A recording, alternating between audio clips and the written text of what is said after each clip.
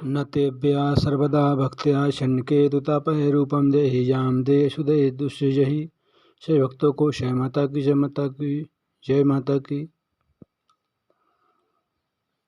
हे मातेश्वरी, हे भुवनेश्वरी, आप सभी प्राणियों की आश्रय देने के लिए पृथ्वी स्वरूपा हो। प्राणधारियों की प्राण आप ही हो। बुद्धि, श्री, कांति, क्षमा, शांति, सिद्धा, मेधा सब कुछ आप ही हो। ओमकार में अधमात्रा के रूप में आप ही विराजमान हो। गायत्री मंत्र में आप ही हो। हे मातेश्वरी, हे भुवनेश्वरी, संपूर्ण संसार में ऐसा कोई भी सफल प्राणी मनुष्य नहीं है जो आपके रूप को जान सके, और ना तो ऐसा कोई योग मनुष्य जो आपके नामों की संख्या की गणना करने में समर्थ हो। हे भगवती, आपके अंतिम वैभव को जानने में देवताओं में कोई भी समर्थ नहीं है। एकमात्र आप ही समस्त विश्व की माता हो। आप अकेले ही इस संपूर्ण मिथ्या जगत की रचना कैसे करते हो।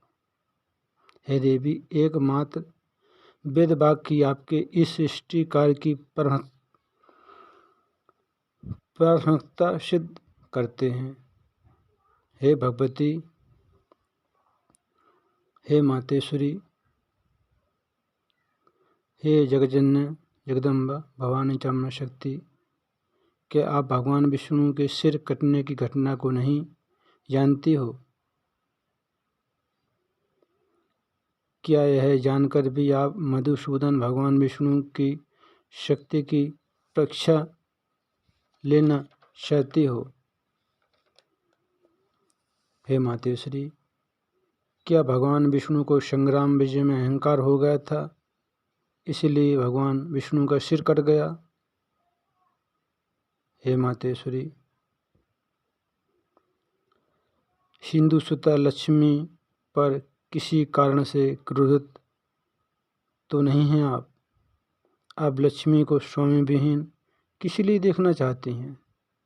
आप अपने ही अंश से अवतरित लक्ष्मी का अपराध क्षमा करें और भगवान विष्णु को जीवन दान देकर लक्ष्मी को प्रसन्न कर दें। हे मातेश्वरी, हे भुवनेश्वरी, हे जगजननी जगदम्बा, हे आदिशक्ति,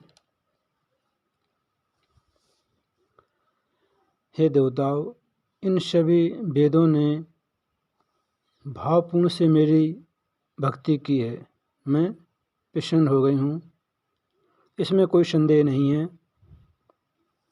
पृथ्वी पर जो मनुष्य इस प्रकार मेरी आराधना करेंगे या भक्तिपूर्वक पाठ करेंगे, उनकी समस्त कामनाएं पूर्ण हो जाएंगी। जो मनुष्य प्रातःकाल, मध्यकाल, सायंकाल मेरी स्तुति को नित्य भक्तिपूर्वक करेंगे, वह मनुष्य सभी दुखों से मुक्त होकर परम सुखी हो जाएंगे। वेदों के द्वारा उच्चारित किए जाने पर यह स्तुति वेदों के समान है। बिना कारण कोई कार्य कैसे हो सकता है?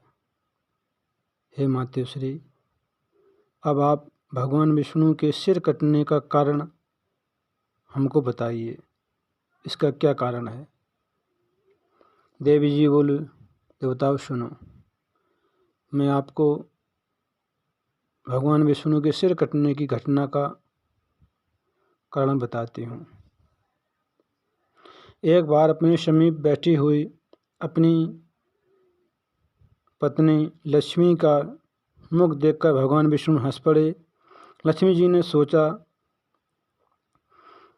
कि भगवान विष्णु मुझे देखकर क्यों हंस पड़े, मेरे मुख में भगवान विष्णु को क्या दोष दिख गया। और फिर बिना किसी कारण के भगवान विष्णु का हंसना संभव नहीं है। लक्ष्मी जी बोली, मुझे तो ऐसा प्रतीत होता है कि भगवान विष्णु ने अन्य किसी सुंदर स्त्री को मेरी सोत बना लिया है। और लक्ष्मी जी क्रोधित हो गईं। तो लक्ष्मी जी के शरीर में तामसिक शक्ति व्याप्त हो गई और लक्ष्मी जी ने श्राप दे दिया कि हे विष्णु, तुम्हारा सिर कट जाए। इसलिए भगवान विष्णु का सिर कट गया। स्त्री स्वभाव के कारण बिना सोचे समझे लक्ष्मी जी ने अपने ही सुख को नष्ट करने वाला श्राप दे दिया। स्वत के व्यवहार से उत्पन्न होने वाला दुख विधवा से भी बढ़कर होता है। लक्ष्मी जी ने सोचा कि भगवान विष्णु ने कोई दूसरी स्त्री से विवाह कर लिया और मेरी सोत बना ली। स्त्री के लिए सोत का दुख विधवा स्त्री के दुख से भी बढ़कर होता है। मन में सोचकर लक्ष्मी जी ने भगवान विष्णु को श्राप दे दिया। पूर्व काल में हाइग्रू नाम का एक दैत्य था जो कि सरस्वती नदी के तट पर कठोर तपस्या कर रहा था। हाइग्रू नाम का दैत्य ने 1000 वर्षों तक कठोर तपस्या की। उस तपस्या से भगवती भुवनेश्वरी प्रसन्न हो गई और देवी जी ने हाइग्रू दैत्य को दर्शन दिया। हाइग्रू दैत्य बोला, हे मातेश्वरी,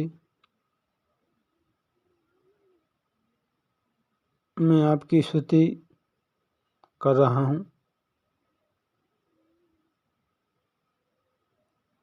हे मातेश्वरी, मोक्षदानी शिवे आपको नमस्कार है। पृथ्वी, जल, तेज, वायु, आकाश, इन 5 महाभूतों का कारण आप ही हैं और गंध, रस, रूप, स्पर्श और शब्द, इन सभी तत्वों का कारण आप ही हैं। हे मातेश्वरी, नासिका, जिह्वा, नेत्र, त्वचा, कान, ये ज्ञानेंद्रियाँ और हाथ, पैर, वाणी, लिंग, गुदा, ये कर्मेंद्रियाँ आपसे ही उत्पन्न हैं। हे मातेश्वरी, अब मुझे ऐसा वरदान दो जिससे मेरी मृत्यु कभी न हो। मैं सदा के लिए अजय हूँ, सदा के लिए अमर हो जाऊँ।